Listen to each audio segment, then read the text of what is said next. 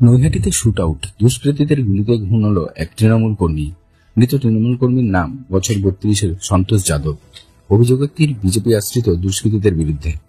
ঘটনাস্থলে নৈহাটি থানার বিশাল পুলিশ বাহিনী। আজ বিকেলে নৈহাটি পানি ট্যাঙ্কির কাছে ঘটনাটি ঘটে। পরপর 3 থেকে 4 রাউন্ড গুলি চালানো হয় বলে জানা গিয়েছে।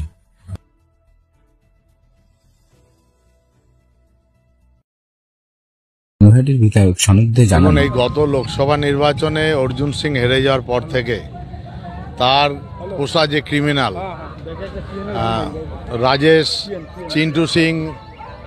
সাহু, চিন্টু সিং সহ আরও 8-10 জন দীর্ঘদিন ধরেই এই সন্তোষকে মারবার একটা পরিকল্পনা ছিল। যেহেতু সন্তোষ আমাদের দলের সক্রিয় কর্মী, সন্তোষ যাদব যে মারা গেছে, তাকে সে বাড়ি ফিরছিল এমন সময় পানি ট্যাঙ্কির সামনে তাকে ফার্স্ট গুলি চালায়। গুলি চালাবার সেই গুলিটা লক্ষ্যভ্রষ্ট হয়ে তার কানের পাশ দিয়ে বেরিয়ে যায় এবং দৌড়ে ও ধাওয়া করে ওকে ধরলে পরে তখন ওরা সাথে আরও 8-10 জন ছিল। তখন সবাই মিলে ওকে ঘিরে নেওয়ার পর ও তখন পালিয়ে যায়। যখন জোড়াবাড়ির সামনে তখন ওকে ঠিক এই নাকের ওপরটাতে ওকে গুলি চালায়। পরপর ওকে মানে মেরে ফেলার উদ্দেশ্যেই, কারণ অর্জুন সিং এই চেষ্টা বহুদিন ধরেই করছিল।